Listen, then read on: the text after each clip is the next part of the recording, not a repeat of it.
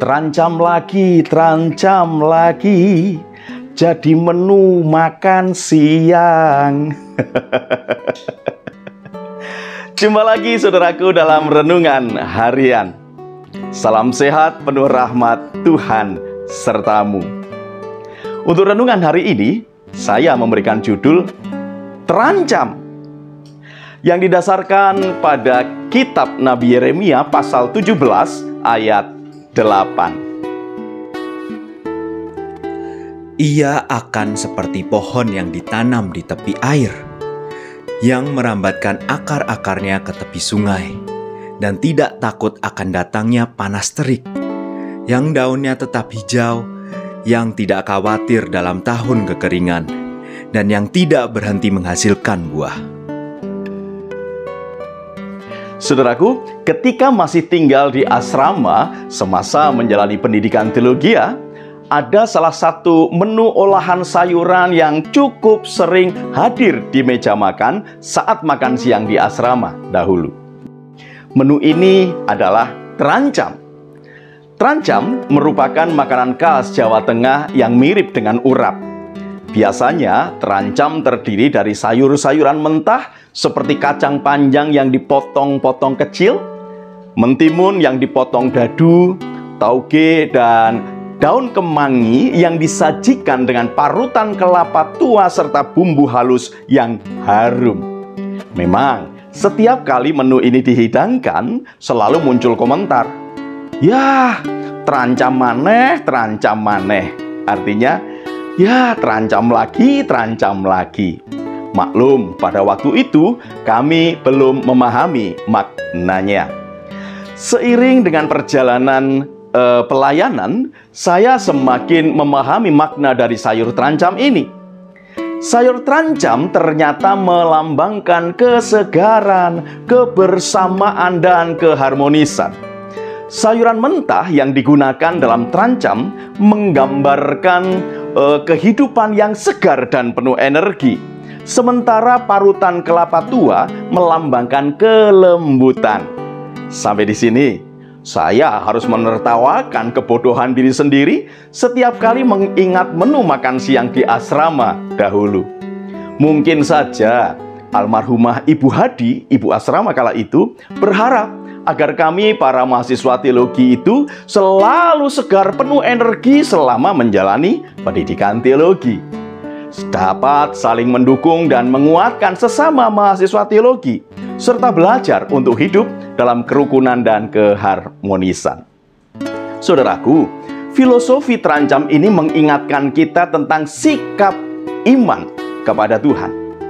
Bukankah iman itu mesti selalu segar dan bertumbuh ke arah kedewasaan? Nah, agar selalu segar dan bertumbuh di dalam iman, maka anak-anak Tuhan mesti selalu hidup dengan mengandalkan Tuhan, bukan mengandalkan diri sendiri. Nabi Yeremia memberikan nasihat kepada umat Yehuda kala itu, bahwa siapa saja yang hidup dengan mengandalkan Tuhan akan menjadi orang-orang yang diberkati. Yeremia memberikan alasannya demikian. Ia akan seperti pohon yang ditanam di tepi air, yang merambatkan akar-akarnya ke tepi sungai, dan tidak takut akan datangnya panas terik, yang daunnya tetap hijau, yang tidak khawatir dalam tahun kekeringan, dan yang tidak berhenti menghasilkan buah. Menjadikan Tuhan sebagai pusat hidup kita sesungguhnya merupakan tindakan yang sudah seharusnya, karena Dialah pencipta kita. Dan jika kita menjauh dari Tuhan, maka sesungguhnya kita sedang berjalan kepada kematian.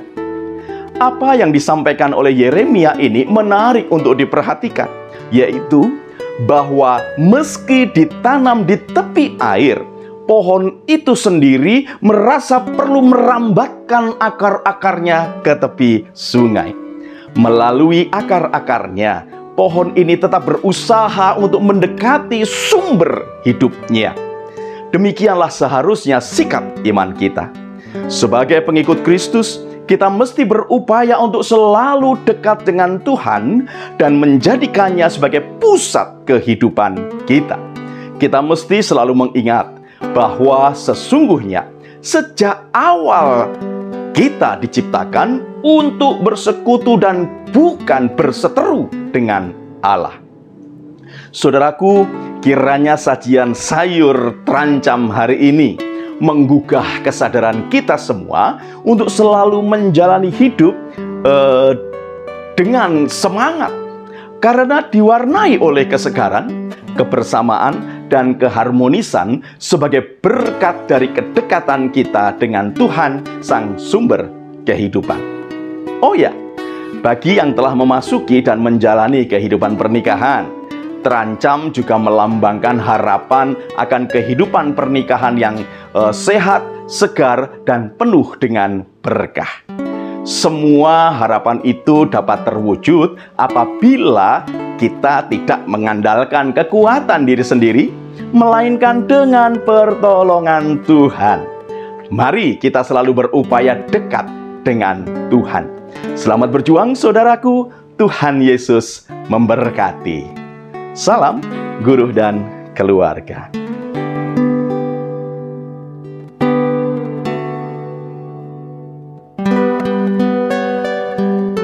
Saudaraku, mari kita berdoa.